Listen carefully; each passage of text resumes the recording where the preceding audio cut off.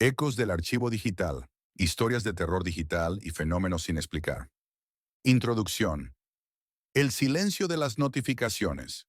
En la era del exceso de información, de las luces constantes y la conexión ininterrumpida, el miedo ha encontrado nuevos lugares para esconderse. Ya no solo reside en el bosque oscuro o en la casa antigua.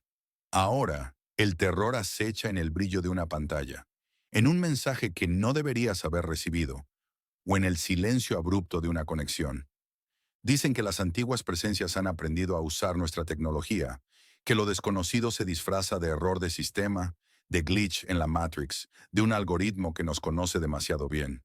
Hoy abandonamos las viejas leyendas y nos adentramos en los foros, los archivos encriptados y los testimonios de quienes encontraron lo inexplicable al otro lado de un cable. Escucharás 8 historias de la oscuridad moderna. Mantén tu teléfono cargado. Apaga el Wi-Fi si te atreves. Comenzamos. Historia 1. La casa de la señal. Testimonio de U/Cazador Nocturno 89. Esto ocurrió cuando tenía 23 años, justo después de mudarme a las afueras por mi primer trabajo. La casa que alquilé era vieja, pero grande, y lo más importante, muy barata. El único detalle raro que noté fue que el antiguo dueño dejó instaladas antenas de radioaficionado en el techo, un laberinto de cables oxidados.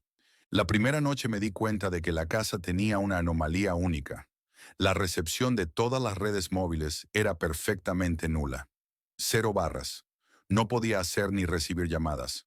Al principio me molestó, pero luego lo tomé como una excusa para desconectarme. Hasta que la señal empezó a aparecer solo en una habitación. Era la más pequeña, un antiguo estudio en el ático, oscuro y con una ventana que daba a un pino enorme. Un día, por curiosidad, subí mi teléfono, y allí, en esa habitación, mi celular marcaba cobertura completa. 5G al máximo. Era ilógico, el resto de la casa y el vecindario no tenían señal. Empecé a usar esa habitación para las llamadas importantes, pero las conversaciones nunca eran normales. Había un eco profundo y distorsionado de mi propia voz, incluso si usaba auriculares.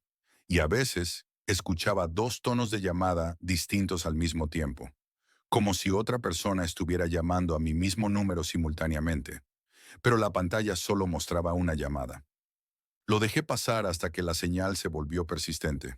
Incluso con el teléfono apagado o en modo avión, al entrar en el estudio, el indicador de señal se encendía, marcando el máximo.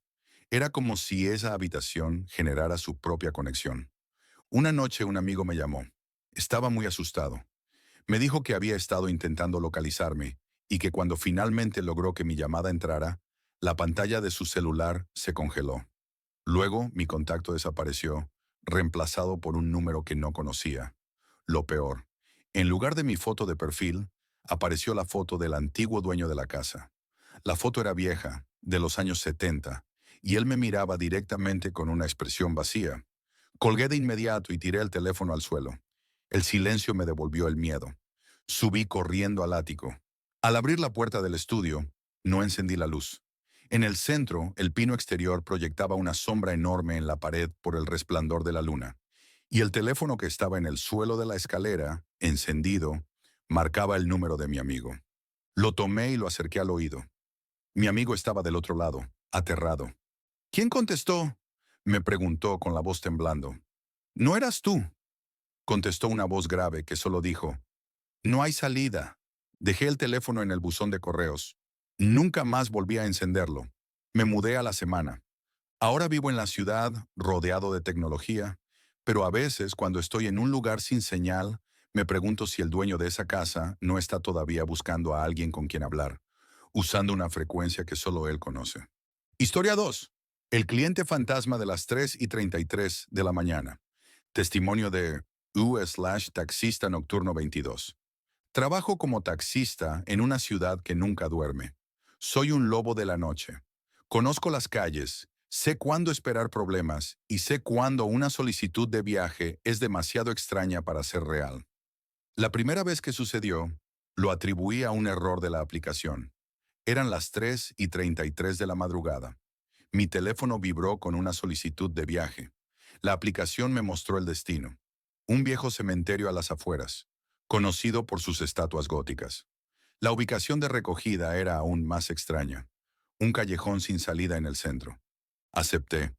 Cuando llegué al callejón, estaba vacío, sucio. Esperé los 3 minutos reglamentarios. Cuando iba a cancelar, vi algo. La foto de perfil del cliente. Era la foto de un hombre de unos 50 años, de rostro pálido y ojos muy oscuros, que vestía un traje de la década de 1950. No era una foto de alta calidad, parecía un retrato antiguo escaneado. Justo en ese momento, el cliente subió. Apareció de la nada, abriendo la puerta trasera. Entró sin hacer ruido. No lo vi acercarse, simplemente estaba sentado en el asiento de atrás. Al cementerio, por favor. Su voz era seca, baja. Comencé a conducir. Intenté hacer conversación, preguntar por qué iba al cementerio a esa hora, pero el hombre no respondió. Solo miraba por la ventana. A mitad de camino, giré para mirarlo por el espejo retrovisor. El hombre seguía allí, pero el aire en el asiento de atrás se había vuelto visiblemente más frío, creando un vaho en el cristal de la ventana. Su rostro permanecía inmutable. Finalmente llegué al cementerio. Me detuve frente a la entrada. El hombre abrió la puerta. ¿Cuánto le debo?, preguntó. Son $15, respondí. El hombre no movió la mano para alcanzar la cartera.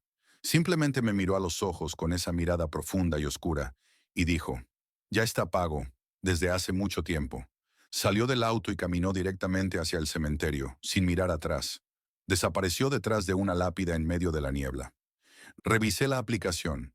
El viaje estaba marcado como completado.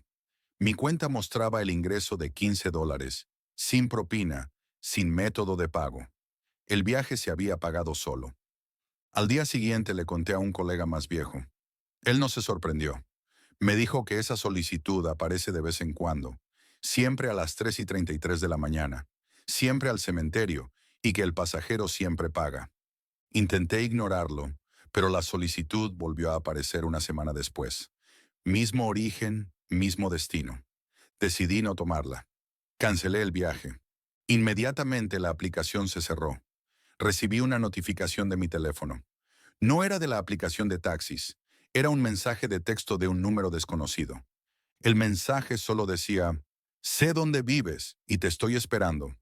Junto con el mensaje, el nombre del remitente apareció por unos segundos, antes de desaparecer. Era el nombre del hombre pálido del retrato antiguo.